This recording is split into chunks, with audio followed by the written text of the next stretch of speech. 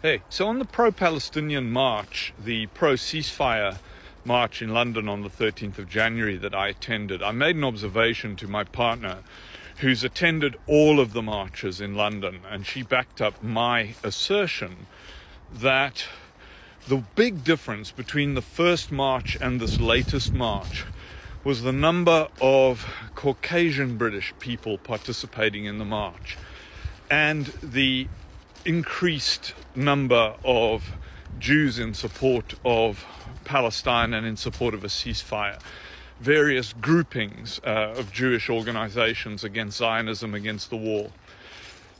And to me, the observation that I was really making here is that there's one thing that this conflict has done more than anything else in my mind is wake people up to the duplicity and lies of their own governments and how it affects our ability to choose the goodies and baddies in any conflict in the world, not just this one, because I am certain that a huge number of those participating Caucasian British people started off on October 7th, 8th, 9th being pro-Israel in light of the Hamas attacks. And then as they saw how Israel and the United States and the United Kingdom were participating in the arising response to those attacks on October 7th, we're like, hold on, this isn't right. And a huge part of that was the unfolding retaliation being broadcast live in real time straight into social media rather than being mediated by the mainstream media and the news. And suddenly it really wasn't so clear who the baddies and the goodies were. And it turned out for a lot of us that we were wrong. And I see this now as I look more deeply at conflict elsewhere in the world, and I think of Russia and Ukraine, and I think of the situation in Sudan and the situation in Congo, is that historically we've always simply accepted what our governments tell us, what the official line is, like who are the baddies, as set out in mainstream media. It's like, here are the obvious facts, right? This nasty person, Putin, has in some unprovoked way decided he needs more Lebensraum for the Russian people and has just, invaded Ukraine like a maniac. And then you look at the geopolitical background and you think, is it really that simple? Is this, Putin maniac, Zelensky hero? Or is there something more to it? And I think what we've realized now, especially as tiny countries like Yemen and as relatively insignificant countries like South Africa stand up and say to the United States the unthinkable, which is, we think you're wrong. We think you're full of shit. We think you're complicit in something bad, and we're actually going to do something about it. We are going to stop ships going through the Suez Canal that are bound to support genocide. We are going to hold your feet to the fire in the International Court of Justice. And this is such a shocking new thing that our heads are spinning trying to get around this. Is like, historically, when the United States said jump, more or less everyone in the world, other than the Chinese and Russians and North Koreans, went, how high?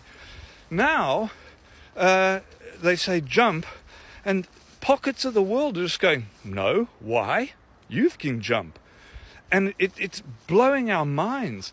And for me, and I'm sure for many people, the knock-on effect of going, so what is the truth about all of this? And what's emerging for me, I don't know if this is your experience too, is that what we're told is a good versus bad, good versus evil conflict is often just a conflict where the United States or the United Kingdom has decided what's in their best interests and are supporting that side. Morality doesn't enter into it. It's all about economics and geopolitical reality and power and who gets to say jump. And nothing about good or bad, moral, right, wrong. Everything about what's in the United States' best interest. And unfortunately, the vast majority of Americans have been conditioned from day one by things like the Pledge of Allegiance and USA, USA, and all of these things, and Britain through empire and queen and country, to be in the my country right or wrong, patriotism at any cost, nationalism is right no matter what we're being asked to support in its name. And that is being radically undermined by the current ethnic cleansing in Palestine, because it's impossible to see it for anything other than what it is.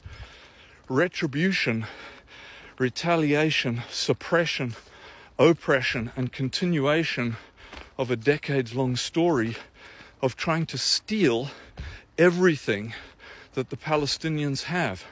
And it's being broadcast to us in real time, and we're like, this isn't right. So why is my country telling me that it is right? And realizing that everything our country tells us is not necessarily true, but is in fact just what they want us to hear. And I welcome that. So, with respect to every one of these conflicts, do your own research. I know how shitty that sounds, and when somebody tells you what they think, believe them. And our governments have been telling us that they think that Israeli Apartheid genocide is okay. And I'm like, no, it